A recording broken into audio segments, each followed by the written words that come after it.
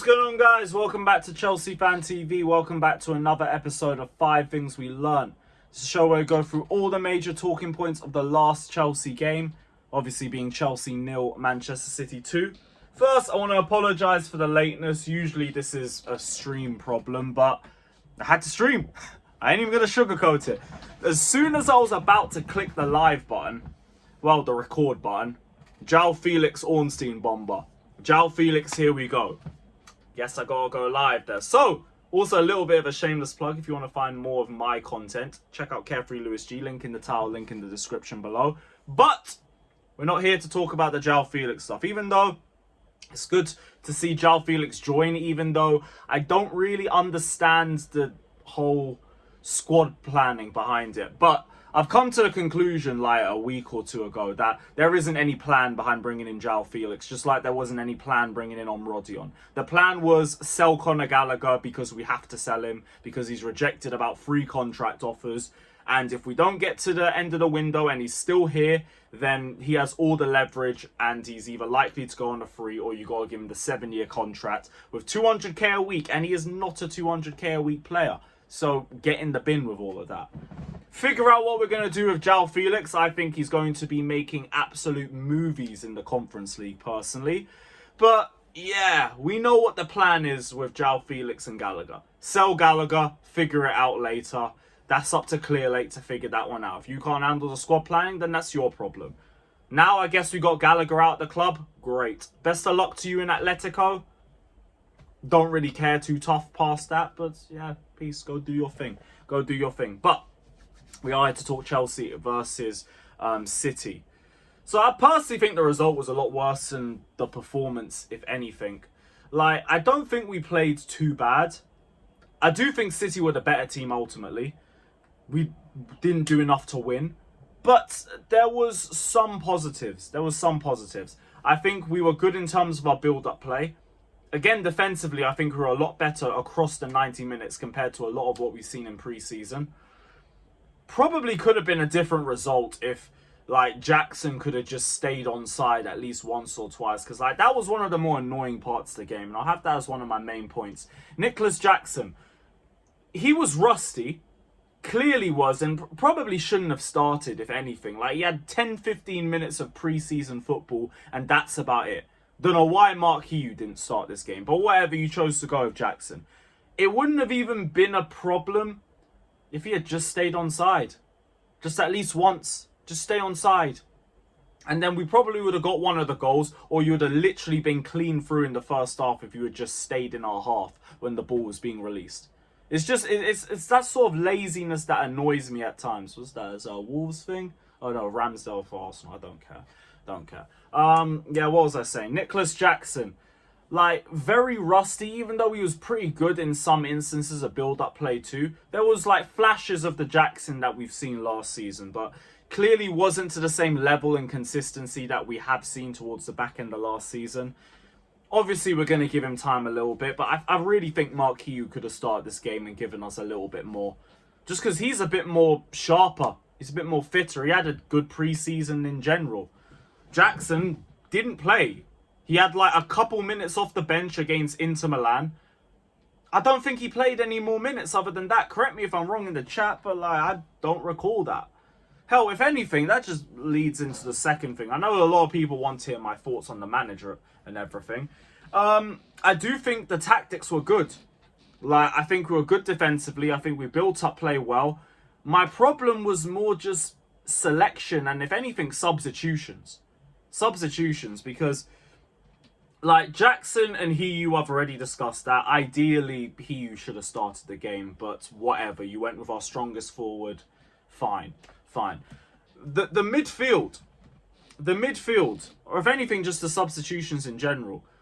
Like, Nkunku was struggling on the left-hand side. He didn't look comfortable at all there. Still had some good moments here and there, but, like, overall, it didn't really work out for him on that left-hand side. I feel like the more I watch of him, the more I just think, yeah, you just a 10. Just a 10. Like, you can play in the 9, you are a good finisher, but you don't utilize all of your best attributes when you're playing as the number 9.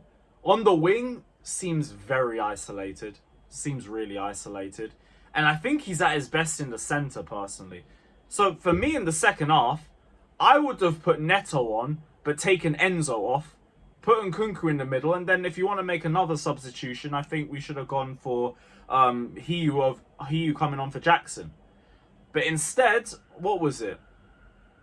Actually, no, I think Hiu came on for Jackson in general. My problem was the more the midfield situation, because Lavia was absolutely cooking in that game. That's actually leading into my third point. This is like my second point and my third point. Lavia was absolutely cooking. He was sensational, and like it's the exact same Lavia that we saw in pre-season. I just needed to see him do it in the league, and he's done it for us. He was our man of the match by a mile. Our man of the match. Probably would have been man of the match in general if Chelsea took anything from the game, but lost 2-0. It's probably going to go to one of the winners. Is what it is. But why did he come off? Like, I did speak about it with some of my streamers. Shout out to CP. He said he probably took Lavia off because he's the most defensive one, and he wanted to have Caicedo and Enzo who could push a little bit further forward. But they were both much worse. Like, Caicedo wasn't as bad as Enzo was. But, what was it? Lavia was clear of the pair of them.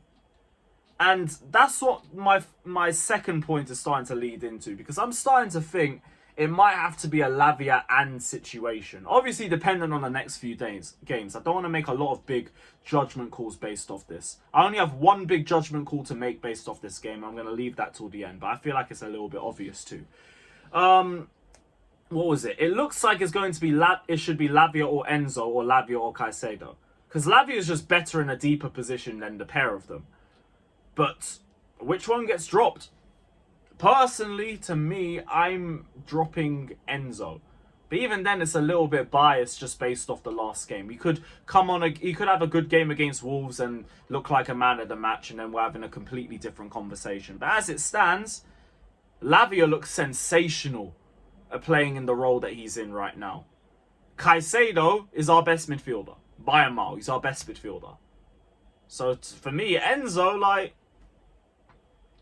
I think we're trying to find a way to make all three of them work, and I don't want to come to any mad conclusions about it this early, but I don't know if we can do that without hindering an Nkunku or hindering somebody else who could give us something a little bit more in that 10 position or in the attacking midfield position. Something more than what Enzo could be doing, for example, because you lot know how many times I've complained about Enzo playing that far forward. I ripped Pochettino for doing that last season. I'm not about to rip Maresca for doing it now, because my problem with Poch was that he persisted with it. He kept doing it, and it kept costing us. I'm not getting annoyed at Maresca or that angry at Maresca, but not again, please. And if you're going to do it again, it had better work. It had better work. Otherwise, you're going to start getting criticised more and more for it, because we've seen from last season, he's not that guy further forward. He's better playing deeper. But then I just think, like, Caicedo, Lavia, I don't know, man. I don't know. Maybe the plan will be push Caicedo further forward. I don't know. Because to be fair, I at least saw Caicedo play further forward in Copa America. And he looked really good. He played against Argentina in, I think, a 10 position. And he was my man of the match, at least. I thought he was the best player on the pitch, personally. So that's like 3 points. Fourth point. Osimhen, please get me Osimhen. Please, we need Osimhen. Like, he will actually bury or stay on side for a couple of the chances that Jackson was wasteful for. And we could actually just do with that sort of focal point. This game doesn't even define why we need Osimhen. Like, the last year or two defines that. So please, just get this deal over the line. I don't even care if it drags the deadline there at this point. Just bring him in, please, and like they can take that whale Lukaku and everything, and everyone will be happy. My last point, like I said, there was one big take I wanted to make, and I don't even think it's a wild take. Please play Jorgensen next league match, please. I'm so tired of Robert Sanchez. I'm so bored of it. I've been trying to sniff so much hopium to tell myself that, hey, you know what? It's a new season. He might be alright. Not with it. Not with it at all. Sorry, some of the passing, the long passing sucked. He had a part to play in the second goal. His positioning for the second goal as well. I even spoke about on the fan cam. It drove me nuts. You're just telling Kovacic to shoot at the near post. You're just telling him to do that. Please give Jorgensen a start. Please, I'm begging you. We can't be worse. And I don't mean the Conference League game because he's probably going to have like 2 shots to deal with all match. I'm talking about like an actual league game. Please. But we'll see what happens. Big up to everybody that's locked in. Hit the like button, subscribe, all of that. And yeah, up the Chelsea. Up the Chelsea.